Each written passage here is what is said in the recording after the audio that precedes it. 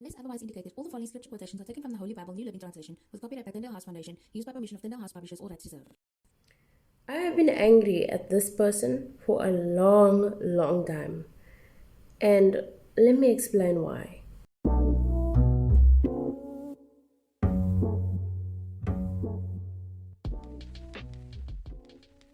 Hello everyone, welcome to my channel. I am Peachy and you are most welcome to be here. Today we're talking about something that has been bothering me for a very long time, and I decided it's time to kind of let the cat out of the bag. So the person that I am angry with, this Nicole, is me.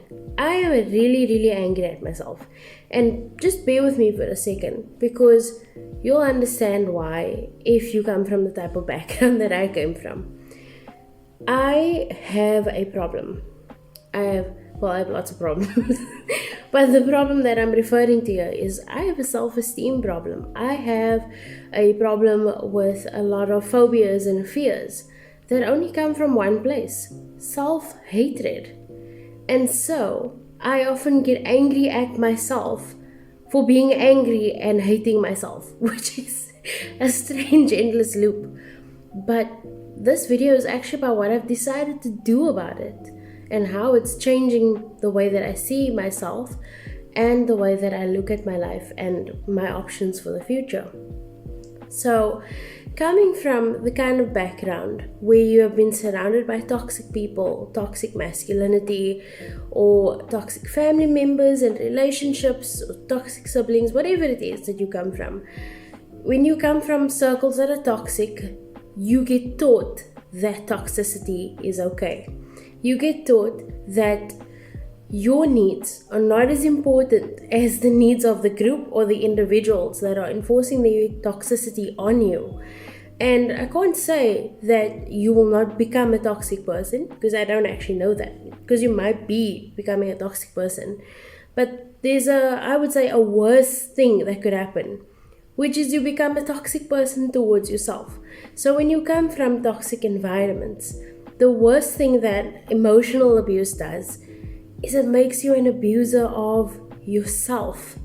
So that even at the point where you've left relationships or situations where you are being emotionally abused or neglected and your needs are not getting met, you do the same thing to yourself. So in the kind of situation that I'm in, I often don't get enough rest.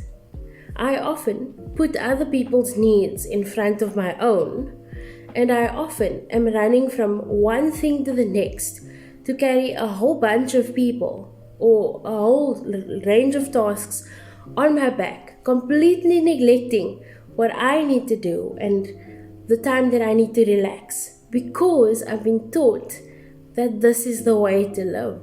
This is the way to be a good Christian girl. This is the way to be a good daughter, good sister, good mother, good wife, all these kind of things. This is what you've been taught in these toxic circles that you are in. And so you, as a reasonable or good person, I don't know what you'd want to refer to it as, you take that up onto your own shoulders and say, okay, if I'm not meeting everybody else's needs, if I'm not taking care of my kids, if I'm not listening to other people talk and I'm not being a good friend, then I'm not a good person. But you neglect to say, if I'm not doing all the things for myself, then I'm not a good person to myself either. And that's what happens in these toxic circles. So once you've left the toxic spaces, that behavior continues. You abuse yourself for a longer period and probably end up picking up relationships that are going to be abusive because you are so used to abusing yourself and having other people abuse you that this is the type of relationship you recognize. And unfortunately, your subconscious feels safe in those kind of relationships because you're used to it. So what I have started to do is kind of simple. I've started the process of divorcing myself from toxic people and toxic thoughts. I've started separating myself. And I use the term divorcing because there's grief attached to divorce. There's a whole bunch of grief.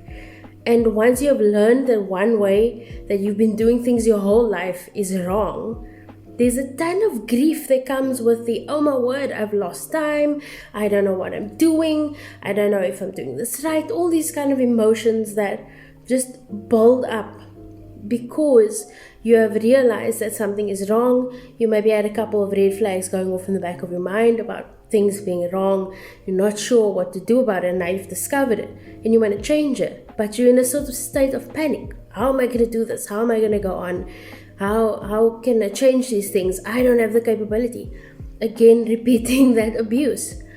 And so what I started to do to divorce these negative thoughts and feelings and people that contributed to this opinion or this type of mindset when I think about myself, what I did was I had to learn one thing. I had to say, F you, Nicole, and that's forgive yourself. And I know that there's a pastor that does that thing, but really it is forgive yourself. So I decided that every day I am going to focus on forgiving myself for one little thing. One thing. Just maybe it's I went to sleep too late last night. I forgive myself for making that mistake again. Maybe it's I didn't eat properly. Maybe it's I starved myself because I'm worried about my weight or whatever it is for that time, even though I knew it was wrong, right? I forgive myself. I'm sorry to myself that I'm not taking proper care of myself. I'm sorry that I'm not meeting my own needs. I'm sorry that I'm incapable of doing things at this point in time. And as I started to forgive myself, I started to see the emergence of self-love. Because really, all forgiveness is tolerance. Saying, oh, it's okay, don't worry. We all make that mistake. Oh, it's okay, don't stress. I know it's hard, but you'll get better. Things will get better. And we do this with our friends. But we often don't do this with ourselves. Because when you come from toxic situations, you've been taught to do it for other people, but not for yourself. Because you don't have that right. You don't have that ability. You don't have that right to say, this is what I need and this is how I need my needs to get met. Because that means you're selfish. Because that's what toxic people do. They tell you you're selfish for wanting your needs met, your needs met. But they tell you that they are not selfish for wanting you to meet their needs instead. And so that's what I've been doing. I've been forgiving myself every day for one thing. I even forgive myself for the days that I forget to forgive myself for something yesterday. I be patient with myself. And another thing that's happened is I've become more patient with my own kid. I've become more forgiving and more patient and more accepting of my own kid. And it's wonderful when you start teaching yourself how to love yourself, despite the fact that you maybe came from a toxic situation anyway, whether it's religious or family or whatever it is. When you teach yourself how to forgive yourself, there's so much power in it. So now after forgiving myself and acknowledging that there was some damage done by emotional abuse, what did I have to do? I had to go to therapy. I had to get some counseling. I had to talk to someone that's going to understand what's going on with me, and that can sometimes help keep me accountable. My counselors are often telling me, yeah, but like, how could you have known that was going to happen? You couldn't have known. So forgive yourself. It's okay. Don't stress so much about it. Don't stress if you didn't see red flags. Don't stress if you didn't acknowledge red flags that you know were there in the past. It's okay. We make mistakes. You'll be fine. So my counselors are continuously telling me, do not be so hard on myself. And that keeps me accountable to remember, hey, I've got to forgive myself for this crap that happened. I've got to forgive myself for sometimes doing stupid things in the name of love or in the name of wanting affection or care, whatever, from other people, because we are all human.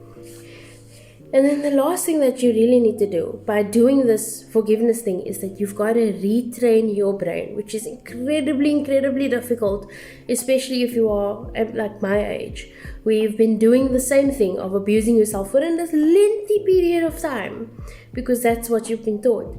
So it's going to be hard to retrain your brain not to do those things, which means it's a continual practice and probably a long uphill journey of learning to prioritize yourself and your needs. So the first thing that you want to do, if you've been in a situation like mine, and aside from forgiving yourself, the step that you want to take is, if you've got things to do, put your things first. let's say you've got to do the dishes and clean the floor, do the washing, whatever household chores, right? But you've also got something that you really wanted to do. You wanted to read a book for at least an hour today. Read your book for an hour today, do the chores afterwards. Because that's going to help you build that in your mind, that your needs are important as well. You're not saying to yourself your needs are more important than somebody else's. You're saying your needs are important as well and you need to meet them. Or somebody needs to meet them if you're in a relationship and you have that kind of dynamic going on where you need to talk about your stuff and have those things solved. But yeah, so I've been angry at myself for a long time and now I'm getting better. I'm teaching myself that it's okay. I'm even saying to my angry self, my angry former self, oh, I forgive you for being angry at you. I forgive you because how could you have known better? It's okay. It's okay to be upset. It's okay to feel distraught that you lost so much time or that you didn't know what you were doing or that you feel so inexperienced or you don't feel adept at doing anything. You feel incapable. It's okay. I forgive you for that. And we'll learn together. We'll keep moving together. But anyway, those are just my thoughts on the situation that I am going through. And I'd love to know what your thoughts are. So if you could leave them in the comments, I'd appreciate it. Please don't forget to like and subscribe to my channel. And also, let's go to our scripture of the day. Your scripture of the day comes from Ezekiel 14 verse 10, which says, false prophets and those who seek their guidance will all be punished for their sins.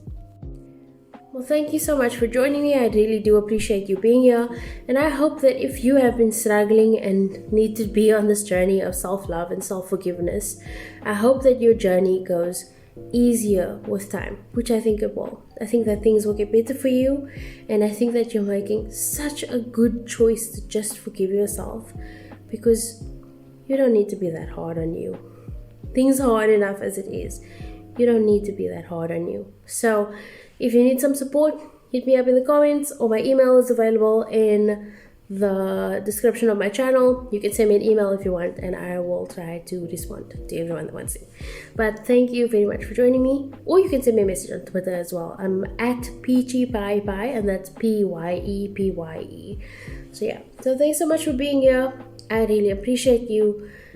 I would love to support you on your journey. I've still got a cold, so I'm kind of half dying. And yeah, let's do this together. And also, I forgive you for not subscribing. But yeah. Anyway, so have a good day further because you absolutely deserve it. 그대 잠깐 눈을 붙일 때 나는 마음에 물을 붙여요 비밀의 나만의 초콜릿 그대 차가운 몸을